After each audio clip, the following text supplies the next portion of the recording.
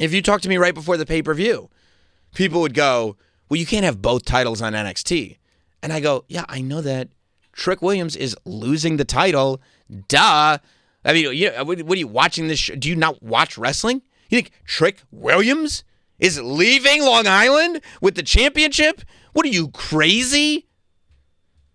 And then I go to bed with Trick Williams as the TNA champion. I mean, it was crazy. So they had this triple threat, and it felt like a main event. You know, everybody got big entrances. I was kind of surprised that Joe Hendry did not do a big entrance. You know, it felt like Mike Santana and Trick Williams took their entrances and leveled it up. I mean, I guess Joe Hendry's entrance is already an attraction in and of itself, but I would have thought something even bigger. But we do this match. And to me, I don't know, man. I think sometimes the conversation to be had is, do you want to tell the story or do you want to get the moment? And there isn't a single answer to that. There isn't a universal answer to that question. Sometimes you need to sacrifice the moment for the story. And sometimes you just need to have the moment. And I think it all depends on the context. And sometimes you don't even really know until after the fact. You don't even really know, like, you know what? I thought the story was more important, but we're not going to get that moment back. And you don't really know whether or not you're going to get a moment back until you've either gotten it back or you haven't gotten it back. But I say all that to say, in the entrances, they all come out. And I was like, you know what? I think Mike Santana had the loudest entrance. In the introductions, when Mackenzie Mitchell was introducing all three guys, there was no doubt who had the biggest reaction. It was 100% Mike Santana. And I think that I walked in thinking that Mike Santana was going to win the TNA Championship. I think that a lot of people walked into the UBS Arena thinking that Mike Santana was going to win the TNA Championship. And I think the idea was that all night it was pushed that this is the biggest show in TNA history. This is the biggest crowd that they have had in North America ever. Over 7,000 people packed into that arena to see TNA, the same company that only a few years ago, you know, was drawing hundreds of people, not 1,000 people. And you sit there and you go, this is it. This is the show. And Trick Williams has had that TNA Championship. And there's been this narrative that people have pushed about an NXT guy. The story has been, at least part of the story has been, that an NXT guy took the championship. And I think when he won the championship, the thought was that at Slammiversary, the big main event's going to be the Joe Hendry, Trick Williams rematch. And then all of a sudden, this Mike Santana thing builds. And whether it was planned or it wasn't planned, the story, and it felt organic to me, was that fans have demanded this, and Mike Santana is now in the main event of this show. And the closer we got to the show, the more clear it was that this is the guy that we want to see as world champion. And they do the triple threat. It's a good match. And Trick Williams does an injury angle outside the ring, which I don't think we knew for sure it was an injury angle when it happened. We just thought it was an injury. And now it's Joe Hendry and Mike Santana in the ring. And a big part of me was like, this is perfect. I understand there are some people that think Mike Santana should pin Trick Williams. I would have been fine if Mike Santana had pinned Joe Hendry, because then Trick can come for the return match, whatever it is. But I enjoyed that what I thought was the end of that match was two TNA guys fighting for the TNA title on TNA's show in front of the biggest crowd that TNA has ever drawn. And then just as Mike Santana hits that finish, Trick Williams is not injured at all, shoves Mike Santana out of the ring, and pins Joe Hendry. And I'll be damned, no part of me thought that was the end of the match. When he went for the cover, I said, oh, they're going for another sequence here. No sequence. Cover. 1, 2, 3, bell ring. Trick Williams retains. And I don't think just about anybody saw that coming.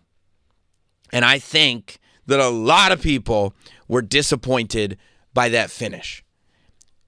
And I see, I think, where they're going, right? Tom Hannafin, who was great on commentary with Matt, said that, NXT has both of our titles. So this idea that fans had going into Slammiversary, which is NXT can't have both the TNA titles, is the story. That NXT can't have both of TNA titles. So now you've got this story that could result in maybe some kind of invasion of TNA coming over to NXT and trying to get back what's theirs. Of what now there seems to be real tension. Now it seems to be that the TNA guys going over to NXT are not just in an exhibition state, and the NXT guys going over to TNA are not just in sort of an exhibition state. This is beyond a talent exchange. Now there's a real story of a power dynamic happening between NXT and TNA, which is a good story. You know what I mean? That's invasion stories most of the time, when done well, are really great stories in professional wrestling. But the question is, was it worth sacrificing the moment to get to that story? I mean, and TNA has done this before, man. There was a time when Joe Hendry first went for the TNA Championship. He lost, and people were like, what are you doing? I think that was when Nick Nemeth won the TNA Championship. And people were like, I think, if I remember correctly, and people were like, all I know is that Joe Hendry did not win. And myself included was like, what are you guys doing? What do you mean Joe Hendry didn't win? And of course, then the build happens, and Joe Hendry comes back, and now it's a singles match, and Joe Hendry is able to claim the TNA Championship, and Joe Hendry has this run as TNA Champion, and it leads him to getting to bring the title into WrestleMania, and that's all good. That's all good. I don't know if Joe Hendry winning the TNA Championship after losing the first time, I don't think that it added to Joe Hendry winning that title. I don't think that that postponing that added to the moment of Joe winning the title. Maybe it did. I mean, it didn't necessarily hurt it, but it didn't add to it. It kind of makes you wonder, well, why not just have an extra couple months with this super over guy as the world champion? And I think that the story of last night, or the story of Slammiversary, was this idea that the one thing that people don't see coming is Trick retaining and Mike Santana not getting it. And now Mike Santana has to work for it. Now the finish of the match leads to Mike Santana being the one to get the rematch. It does not lead to Joe Hendry getting the rematch, because Joe Hendry was beat by both of them. Joe Hendry caught the finisher from Mike Santana and then got pinned by Trick Williams. Either way, Joe Hendry was going out. So Mike Santana is left going like, oh, and he didn't get screwed, but he did get fooled. He got lied to because of the injury. That's where the heel tactic comes in. But in my mind, I'm sitting there going, man, I don't know if you're going to get 7,000 people back into a building anytime soon. I don't know if you're going to be in New York, in Mike Santana's hometown. If the idea is like build an invasion angle and then Bound for Glory or wherever you do it, you do it. And maybe you can't do the invasion angle without NXT kind of taking all the championships. But man, it felt like the air was let out of that building. It almost felt like what we talked about, like if AEW had wanted to wait for Darby Allin. And so Mox leaves All In with the World Championship. It would have been like, you got to be kidding me. And I think that I felt a lot of that when I turned off Slammiversary. After I sleep on it and I look at the tweets and I see like a lot of NXT wrestlers congratulating Trick Williams and I see all this going on, I see where it's going.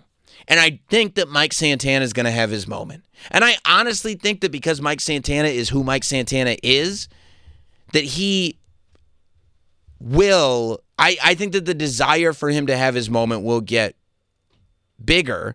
And I think that if TNA is in this spot where they're now defending themselves as an organization, then that puts Mike Santana in the position to be the leader of this group. Like to truly not just be the champion of the promotion, but to be the leader of this promotion that is now fighting for its life. And I think they're playing with this idea of people kind of when WWE gets involved, when WWE is part of a partnership, there's this sort of standoffishness that some fans have, where they feel like, well, if WWE is involved, they're just going to try to take the whole thing over, or it's only going to benefit WWE or whatever, which I don't think has been the case with TNA, but to use that as a story, I think is a smart thing to do because it's how some fans are already feeling. I think there's potential for the story coming out of this to be good. I do think a moment was lost last night. What comes off of that moment? What are you better off doing is the ultimate question. Are you better off with the invasion still happening and Mike Santana is cemented as the captain because he's the TNA champion? Like, what if you still did the invasion, but you did it in a way where Mike Santana was the one guy that NXT couldn't beat. Mike Santana is the TNA champion. That's the one title that NXT can't get their hands on. You can even build it all the way up to Obafemi versus Mike Santana, right? You could have Ethan Page trying to get after Mike Santana. You can have this one trying to get after Mike Santana. And they can take all the other titles that TNA has. They can take the X Division title. They can take the Tag Team Championships. They've already got the Women's Championship, but they can never get that TNA World title. Not after Santana got his hands on it. Santana worked too hard to get it, and now you can't take it away. So now you have more of this back and forth, as opposed to TNA now has to come together to get that title back. I think you could have done it in a way and still had that moment where Mike Santana, after all this time, especially with the stories that he was telling in the interviews that he was doing before the pay-per-view, like the one that he did here on Notsam Wrestling, I just, it's tough for me to see that moment not happen. It's tough for me to see that moment not get executed on. And it does feel, I mean, AJ, you were there, right? You were there last night? Yeah, I was there. How did the building feel when Trick Williams, who is a heel, but when Trick Williams retained, and more importantly, when Mike Santana did not win? The life got sucked out of the building. That's what I figured. Yeah. And that's what it felt like. I know that's what happened in the Roberts compound. The life got, I mean, the kids were in bed, so I don't know. But the life got sucked out of the building because it was like, you know, it was this moment that you counted on. And I guess in wrestling, and that's the thing, right? It's a balancing act. You want to do the swerve. You want to do something nobody sees coming. You want to do something that sets up stories going forward. But you also want to have those moments. You know what made WrestleMania 40 like in the conversation for the best ending to a WrestleMania ever?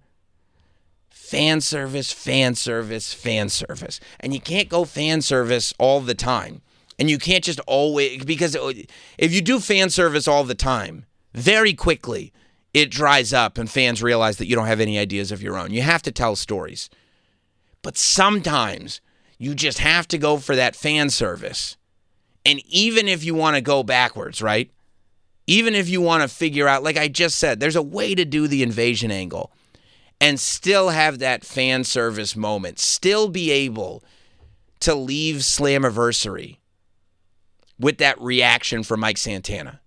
You know, I mean, there's a way to do it where you could go to the main event of Bound for Glory and have Mike Santana defending his title against Obafemi and have people go, there's no way Mike Santana is going to beat Obafemi. That's, you know, the story of Mike Santana now that he is champion, now that he's realized this potential and his dream, now having to survive as champion, that would be a great story to tell. I think Mike Santana is going to be the TNA champion. I think it's just something, it's a gratification that has been delayed, and delayed gratification is part of the pro wrestling game. I just wonder if we won't look back on Slammiversary and think, man, that should have been it. That should have been the night.